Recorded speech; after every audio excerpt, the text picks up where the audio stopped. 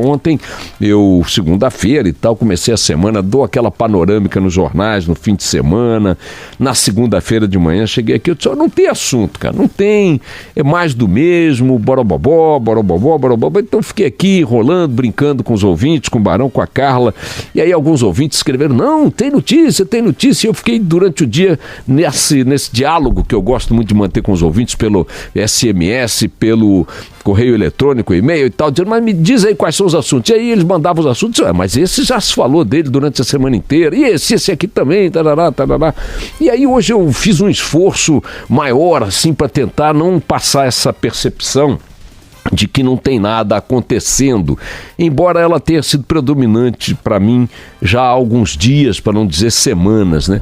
Na verdade, o que nós estamos vivendo são desdobramentos, capítulos novos, né? De uma novela, de um folhetim, né? Que segue mais ou menos aquele padrão, com grande risco, né? De nos frustrar no epílogo, né? É verdade que alguns desses capítulos têm marcado situações inéditas na história do Brasil, não se pode negar o avanço bastante expressivo de algumas ações que a gente tem acompanhado aí, muitas delas nos escandalizam, mas também nos mostram que o país está mudando, que a sociedade está antenada de outra forma nos fatos. Eu gosto muito de repetir nas palestras, nos debates de que participo, dizendo o seguinte, olha, aquele figurino, se é que algum dia ele correspondeu a uma verdade, hoje não dá nem para usar como caricatura, como piada, de que o brasileiro só se interessa por futebol e por carnaval. O brasileiro talvez tenha sido a sociedade que mais rapidamente tomou gosto, interesse pela política num curto espaço de tempo. Eu diria que o marco inicial dessa mudança de perfil popular ocorreu em 2013 e de lá para cá só vem sendo alimentado pelos fatos e pelo próprio desejo do brasileiro de acompanhar esses fatos. Então hoje todo mundo discute política o tempo todo mundo sabe o que está acontecendo, todo mundo acompanha o que está acontecendo, e a esta enorme massa de informações e de interesse corresponde, claro, o avanço, né, o aprimoramento, a criação, eu dizia, de um senso crítico coletivo, né? Esse senso crítico vai permitir, sem sombra de dúvida, desenhar um país melhor ou diferente daquele com o qual nós vivemos até hoje. Eu acredito que seja lá qual for o resultado da eleição de 2018, por exemplo, seja qual for, imagine qualquer eleito, este eleito não vai encontrar a possibilidade de repetir erros do passado, seus ou de seus antecessores, porque o país é outro. O país já é outro e depois da eleição de 2018, ao longo do processo que qualquer eleição revitaliza, fortalece democraticamente, eu acho que nós teremos um país melhor. É da natureza desse processo, é da natureza das crises ao longo da história. Nós já passamos por crises enormes. Nós já tivemos presidente que se suicidou, presidente que renunciou, presidente que morreu pouco antes de assumir o mandato, como foi o caso de Tancredo Neves, falei antes de Getúlio e Jânio Quadros. Tivemos golpes de Estado, tivemos intervenções militares, tivemos ditadura, tortura, tivemos inflação de 70% ao mês, etc. e tal. Poxa, mas o que você quer dizer com isso? Que a situação hoje é melhor? Não quero dizer que a situação hoje é melhor. A situação hoje é horrorosa.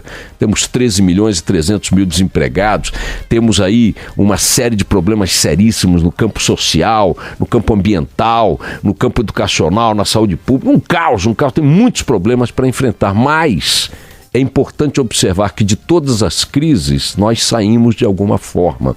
E creio que desta crise sairemos de uma forma diferente e mais vigorosa do que nas anteriores, exatamente pelo que eu estava falando antes. A população brasileira amadureceu politicamente. Está amadurecendo, eu prefiro dizer, politicamente. Falar de política hoje é parte do cotidiano dos brasileiros. E qualquer sociedade que fala de política se politiza, se informa. E sociedades informadas são sociedades mais vigilantes, mais atuantes, mas também se tornam mais exigentes. E é para este sentimento da exigência maior que eu tenho dito o seguinte, olha, ainda que estejamos historicamente evoluindo, Nestes últimos dias aí, ou semanas, não teve nada na novela que tenha produzido grandes emoções e tal. Claro que no ritmo do folhetim, como ele vem acontecendo, às vezes você passa uma semana que você não consegue respirar.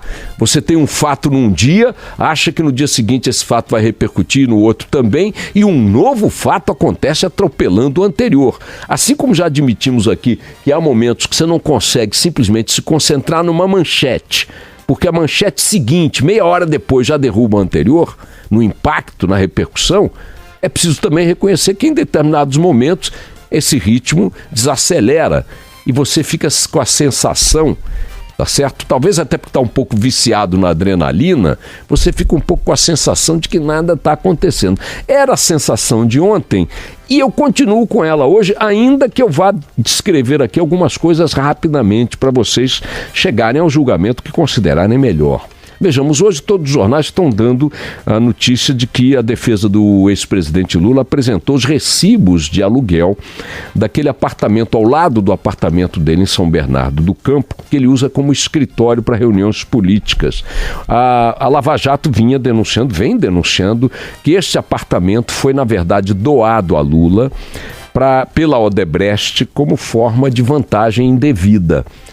Por que a Lava Jato vinha sustentando isso? A partir de uma série de delações, depoimentos e tal, barari, indícios e tal, e porque não tinha ali a comprovação de que Lula pagava o aluguel daquele imóvel. Se não paga o aluguel e está ocupando, alguma relação esquisita existe. Atenção, este imóvel é de um primo do pecuarista Bunlai, que sempre foi uma espécie de testa de ferro, amigo do peito do Lula, para algumas coisas até hoje não explicadas. Mas ontem, a defesa do Lula encaminhou para a Lava Jato 26 recibos de aluguel desse apartamento. O próprio proprietário formal desse apartamento disse em depoimento à Lava Jato que não recebia aluguel, embora estes recibos apresentados agora tenham sua assinatura, ou aquilo que parece ser sua assinatura. É evidente que isso vai passar por perícia, ele vai ser confrontado com os depoimentos anteriores para dizer, afinal de contas, por que negou a existência de pagamento, se tem recibo, etc. e tal. Talvez ele possa alegar, como o nome dele é um plural, é engraçado porque o nome dele é Glaucos Costa Marques. O cara é plural no nome e no sobrenome. Ele pode dizer que o Glauco que recebeu foi o outro. São dois, né? Mais de um é plural. Então, o Glauco que recebeu foi o outro. O Costa Marques que recebeu foi o outro. Então, talvez ele saia por aí. O fato é que, tendo recibos, é atingida mortalmente, se estes recibos se confirmarem lícito, é atingida mortalmente uma parte importante da denúncia da Procuradoria-Geral da República, da Lava Jato contra o Lula, neste item aí específico do apartamento ao lado dele em São Bernardo do Campo. Outra denúncia que saiu hoje também, outro fato que saiu hoje, está na capa do Estado de São Paulo, são doações que a Odebrecht diz ter feito ao Instituto Lula de 4 milhões de reais. Mas também, lendo a notícia, você vê uma coisa que fragiliza um pouco a montagem de uma denúncia consistente contra o Lula, porque o próprio Marcelo Odebrecht, nos e-mails entregue à Procuradoria-Geral da República, à Lava Jato, enfim, diz que eram doações que deveriam seguir pela via legal para o Instituto Lula, ainda que devam sair, ou deveriam sair, segundo esta mesma correspondência, da conta Amigo. Então, você teria lá, segundo a Odebrecht, uma conta Amigo era o codinome do Lula, essa conta tinha, parece que 15 milhões de reais, era administrada pelo italiano, o italiano é o Palocci, que está negociando delação premiada também com a Lava Jato, mas as doações, diz o próprio Marcelo Odebrecht, deviam entrar no Instituto Lula, foram 4 mensalidades de 1 milhão, por via legal. Ora, se você tem um recibo na mão, negando a ausência desse pagamento de aluguel, ou confirmando, aliás, o pagamento desse aluguel. E se você tem um documento lá, um e-mail do Odebrecht, dizendo que as doações para o Instituto Lula, ainda que com dinheiro de origem criminosa, entraram legalmente no Instituto, você dá à defesa do Lula 2 bons argumentos para fragilizar as denúncias da Lava Jato contra ele. Eu não estou dizendo isso para defender o Lula, não. Estou dizendo o que está nos jornais hoje, tá certo?